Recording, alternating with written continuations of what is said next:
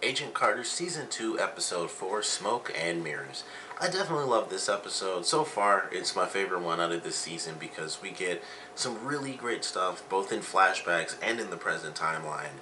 We get to see a parallel between both Peggy and Agnes as they grew up, which this is my second time doing this review because I realized when I was doing it the first time that I'm an idiot because I was so confused with the Agnes stuff that I didn't realize that was even her. I was like, what the heck is going on with like Peggy not having a British accent, all this weird stuff. I thought that she grew up in America and then moved back. I was so confused that it was Agnes because I totally missed the fact that they said her name, which they said one time, like super quick, and I just didn't hear it, I guess.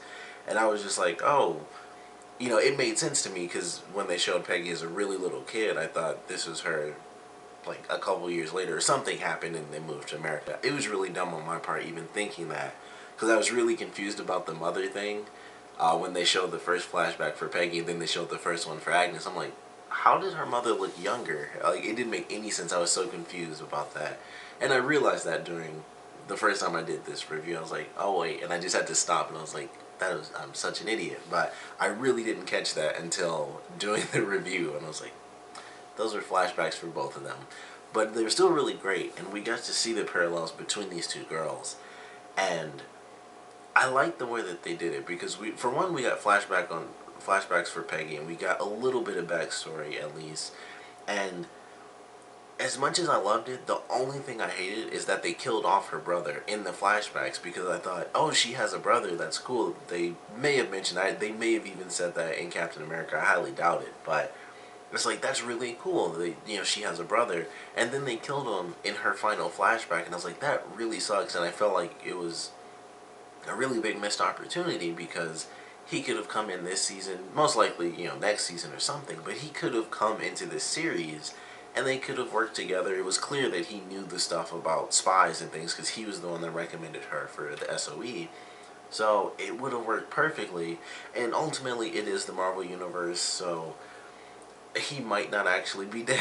They could easily do that, and I'd just be like, Marvel. I mean, any comic books, really. There has to be some point where people stop actually dying, so why not have it be, when Peg was about to get married? So that could happen. They could do that. I kind of doubt it, but it was really cool. I liked her brother, even though, we barely got anything out of him, but it was cool that he was the one that kind of pushed her to join the SOE, and unfortunately it was his death that actually did it because she was kind of she realized like she lost someone important to her, and she realized what else was truly important to her and who she really was. So I like that idea of it. I just wish it didn't come from his death, but it was still cool to find out that she at least had a brother and get that sort of flashback and kind of see the way that she grew up and like her being married in general. That kind of blew my mind. I'm like, did he die? That was kind of the first thing I thought. I was like, maybe he died or something. Especially when they were sitting down, but then they kind of had her brother talk with her fiance, and it was like, oh, well, he's not on the front line, so he definitely didn't die. That wasn't the case. Unfortunately, her brother did, so that led her to the SOE. But it was still really cool. I enjoyed her flashback. Agnes's flashbacks I thought were pretty interesting, and it showed that she grew up as like, I mean, kind of like Jason said in this episode, like she's beyond categorization. And he was not kidding when he was like, like I'm a genius. She's like beyond anything. And she was like this really young kid. Like Peggy was playing like the heroine and stuff, and saving the princess from the tower and slaying the dragon. And she's like fixing radios. And then I think it was only like 8 years later. She's drawing like all sorts of crazy diagrams and stuff, and she applies for a scientific academy, all sorts of crazy stuff. And it was just crazy. And her mother was solely focused on looks. Like, this is your face is the only thing that'll really get you anywhere because you're a girl. You have, and of course it's that time. It's like, nothing's gonna get you anywhere except for your looks. And she also clearly she had issues because she was with the guy, which I didn't think was gonna be 8 years. Like, even when she was first with him, it was like clearly this is nothing. But it lasted as this totally irrelevant thing, which was obvious. But it lasted for 8 years until the guy apparently who was like almost a pedophile, because she mentioned that the girl that he was with was like barely older than Agnes, so she could have only been like 16 or something like that. So there was that. But it was just crazy. It was crazy how she grew up as like this insanely smart person who's just really in the wrong time. That's all it was. That's all there is to it. And that's kind of what led her to be in movies. Like she meets the guy and stuff like that, and she says, he says like, "Oh, you have to change your name because you need a name as pretty as you are," and stuff like that. And it was just crazy. It was a great parallel for both characters. It was really cool because this was the one that really solidified, I guess, Whitney slash Agnes as the main villain, because you don't do parallels, especially not flashback parallels for irrelevant villains. So I'm really glad that they're getting into Whitney Frost as the big villain, and she was testing her powers in this, which personally I thought was a bit of a mistake, because when she absorbed her director, the scar got a little bigger. I'm like, I don't know why she's testing on these rats and trying to absorb them when she absorbed a person and the scar just got bigger. That just makes it harder to hide. But she's gone through with it. She absorbed all the rats. By the end, I knew she was going to absorb that guy. As soon as he went to their house, I'm like, well, as soon as he knocked on the door, I was like, all right, he's going to get absorbed. That problem is gone. And I knew that would happen. So she absorbs him by the end, and her husband finds out, and now she's kind of taking over as the actual villain, which I like. I'm really looking forward to that. And she knows that Peggy was the one that kidnapped the guy. She got rid of him. She's of course going to try to get rid of Peggy and Jarvis and pretty much all the other good guys. And then we have whatever's going on. I guess the FBI or whoever they are. They finally came in and kind of revealed themselves to Peggy and Sousa as like, hey, you guys don't need to go against the council or anything like that. You guys don't even need to bother with the club. Just open up every file you have so that we know exactly what you know, so basically we can stop you guys.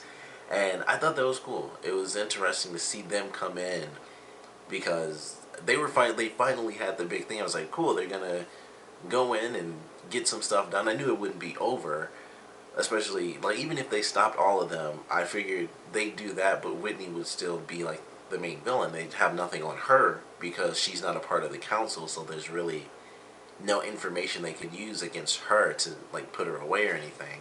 But then it was like, nope, all of that got shut down. It's like, why don't you guys just put those shotguns away and we'll literally take everything over. So I wasn't expecting that, but I was glad to see it happen because it just adds another little obstacle. And it didn't annoy me. Sometimes, stuff like that happens where it's like, we're finally about to do it and then this random crappy thing happens. But this I like because it's not just like, oh, one little thing happened. This is like an entire organization. Basically, it's the war division. This whole division is coming in to take over for the SSR West Coast branch. And I like that idea because now they have to be careful even within their own walls. And Sousa, as chief, obviously there's really only two people he talks to, and that's Peggy and Rose at the front desk, who's actually showing up again in the next episode. But he still has to be careful with stuff like that, and I'm kind of curious to see what Rose has to say when we see her in the next episode, because she tends to be pretty forthcoming with how she feels, so far at least. She hasn't exactly gone up against people that are really the bad guys in disguise, so we'll kind of see what she ends up saying, but I'm kind of looking forward to getting her thoughts on, kind of this takeover a little bit, so looking forward to that. But I like the way that they did it. Love the flashbacks. The present timeline stuff I thought was really good too, especially for Whitney Frost, because we got to see her testing her powers, and then Peggy being pretty hardcore when she tricked the guy and saying it was malaria. I love that, and she gave him an intense cold, as she put it. But I love that. I thought that was really cool the way that they were doing things. Her and Jarvis taking the guy down initially was really funny, and Jarvis using I guess that was a weird American accent, just the way he was yelling and stuff. And I enjoyed that. That was really funny. And then, that guy was hard to take down. She shot him, and then he went down. Or he wouldn't go down. And then she stabbed him, and he went down. And Jarvis is like, phew, that was pretty easy. And then he gets up again like a horror movie villain or something and stabs him. I don't know where he even got that third dart from, if unless it was still in his arm, which it should have been completely empty. But either way, he gets up really quick, stabs Jarvis, and Jarvis is down for the count. So that was a really funny moment where it's like they went through all this crazy stuff. Peggy had to freaking fight the guy again because he got shot and it was like nothing to him. Maybe it was just all the adrenaline. I have no idea, but it was like it didn't even happen to him. So tough guy, but he's dead now. He's just completely absorbed. Unfortunately, they don't really have too much information. They just know that he was, basically admitting. I don't know if they were even recording that conversation. I don't know if they even have that sort of technology at that time to actually record bugs and stuff like that. They just have to listen to it, I guess. But, they didn't really get too much out of it. It was like they were about to get something a little, and then things went crazy. They know Whitney did something weird, and of course they're going to find that out firsthand. So, that's not really going to matter that they got a warning from the bug. It's going to get a little crazy. And I'm looking forward to that. I'm excited for that. I don't know what's happening with Jason, with him seeing like this tear in the chalkboard and stuff. So I don't know if that's because Whitney's expanding her abilities or, just using her powers more, and she's, and I mentioned this before, I guess she's like the living embodiment of the matter at this point, and he was kind of just shifted like on a molecular level. He's just been changed to another wavelength. So I don't know if he's being called to her or what's happening, because he's just seeing it out of nowhere. But I don't know. I do wonder if it's because she was using her powers a lot in this episode. I don't know if I can even call them powers really, but she was using the matter ability that she has. So I'm not sure where things are going to be headed, but I'm really looking forward to it. Hopefully we don't lose him as a character. I like him as a character, and I would hope that they could save him by the end of the episode. It would be interesting if they couldn't, just because that would be a nice little twist and not like, the typical happy ending. But it would also suck because it's not the typical happy ending. And he'd totally be getting screwed for just being, the innocent guy who's trying to do right. And, he's stuck as like a wavelength that's sometimes visible if Howard Stark sprays him with some secret mist or whatever. So hopefully they get to save him, but we'll see what happens, if he's going to end up going into some crazy alternate dimension, or, what's going to be happening with him in general. But this is a really fun episode. Really like the parallels, really like getting to see Peggy and Agnes grow up and how they grew up so differently.